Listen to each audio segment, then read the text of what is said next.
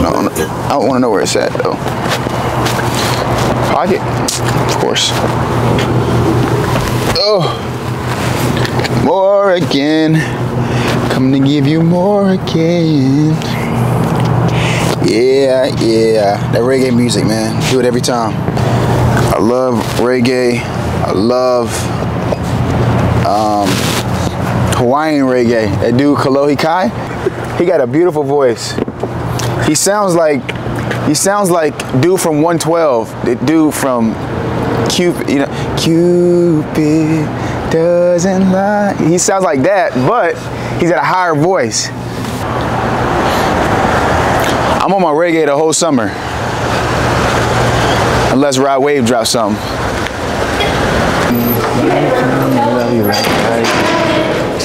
How you doing? Hey, we're so glad to have you. Give you a fist bump. I'm doing well. It's loud in here. Small Business Week Conference. 10th annual, baby. So I'm excited. I'm gonna be sharing some new stuff today. I've been writing on the plane last night.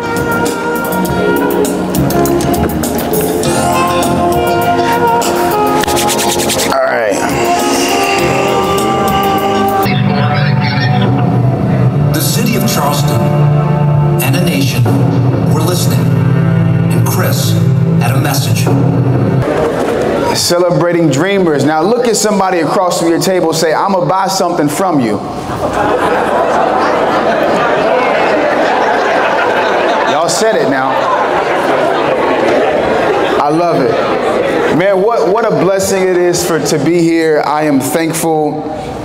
I'm grateful, and I've got this mission. So every single year, like I mentioned, I'm on the road a lot, and you know, most times people say, well, Chris, man, you got such a young family. Why are you away from your family so much, man? Why do you do this or why do you do that? And even as an athlete, when I was playing sports, they would always say, find your why, or like, what's your why? Find that why.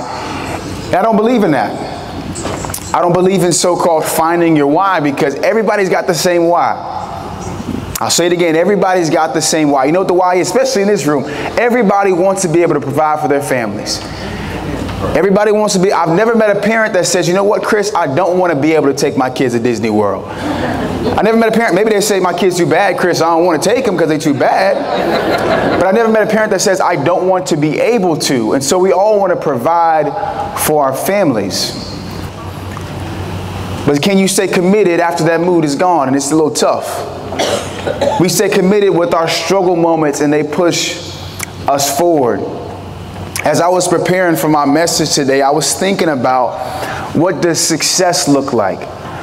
Because for me, my mentor, Inky Johnson, he said that the worst thing a person can become is a public success, but a private failure. I don't think y'all heard that one. A public success, but a private failure. You know what that means to me? To me, that means speaking to Microsoft, speaking to the NBA teams, going to Colorado, Kansas City, like I did, going to all these different places, but not serving my own home state. That's a public success and a private failure to me. To me, you know what that is? That means me going out there wanting to change the world, speaking to all the students that I speak to every single year, but not loving my own kids. That's a public success, private failure. Now to me, this one's a little personal. To me, I talk about love, being stronger than hate. So public success is me telling everybody to love one another, but I get back home and I don't love my wife. That's a public success and a private failure, and that's something I never want to become. One of my biggest fears. Now this is one of my biggest fears, y'all. You see, we label what success is for us, okay? I was reading this book. It was called Wealth Can't Wait. Phenomenal book. If you haven't read it, I think you should write it down. And as I was reading this book, this guy talked about making the perfect year. What does a perfect year look like for you and for your business? And so most times in life, we just float by in life. Yes, we may make some goals, but we just put it out there. And he said, no, what is a perfect year? How much money will you make? How much money will you give? How much time do you spend with your family? And so I started to create my perfect year. And I like to be completely open and honest. Sometimes people say, Chris, you look too open. You didn't have to say all that. But I like to be open and honest. When I was first starting to become an entrepreneur, people would say, oh man, this guy does well. He's got a good business, man. He's got it going on. I'm thinking to myself, okay, well, what does doing well even mean? I got no clue. Because doing well to somebody could be making $1,000 a month. Doing well to somebody's making $100,000. Doing well to somebody's making $1 million a month. I'm thinking, what does doing well mean? So I wanted to create what success looks like for me. And so I did. I said, okay, I want to make $1 million a year. I want to be a person that gives. I want to be a man of faith. I want my wife to love me, my kids to love me, and I want to be physically fit. Those are my 5. I said, I got what success looks like for me. I was so excited, so happy about this level of success that I thought was my mission, okay? And I was speaking to this company. And there's actually a group of different companies that came together, something like this. But in order to get in the room, they said everybody in the room had to make at least $1 million every single year. And I'm speaking there, and I said, man, I'm so excited to speak here. You guys are super successful. Remember, success is subjective. What does success look like for you? And I said, I've got this mission. At the time, I hadn't accomplished all 5 yet. And I said, I've got this mission of 5 things. Make $1 million. I want to be a giver. I don't want to be stingy. I want to give. Good people that have money can make real change. I said, I want to be a giver. I want my wife to love me. My kids love me. I want to be a man of faith. I want to be physically fit. Those are my 5. I said, can anybody in here tell me, can you just raise your hand and tell me if you got all 5? Now in the room, everybody's got the $1 million. Not one person raised their hand. I said, oh my goodness, I thought this was the place I wanted to be. I said, man, I thought this is the successful bunch. Everybody's made the $1 million, but they didn't have the other 4. I started to think to myself, well, man, is this real? Is this attainable?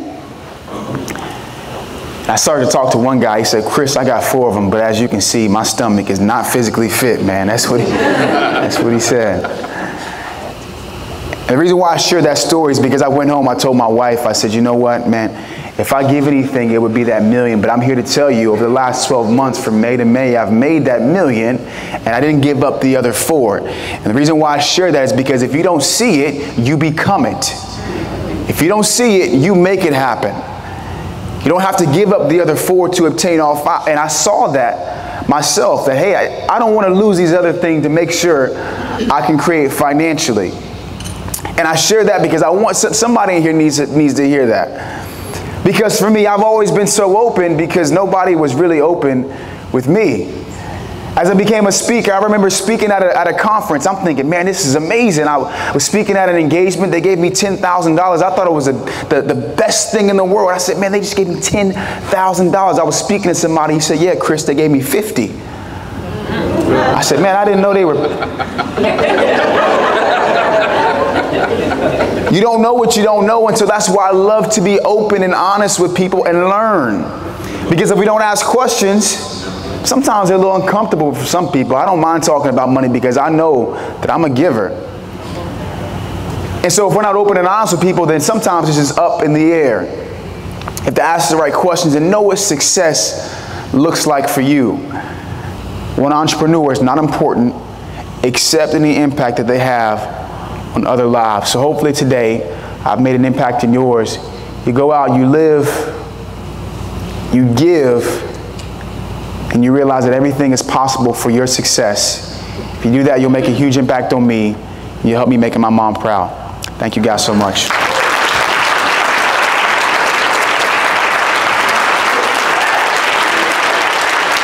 Thank you guys. Thank you. Because I was in the trailer in 6th grade. I cannot read. And God has blessed me to be here today, so you can do it.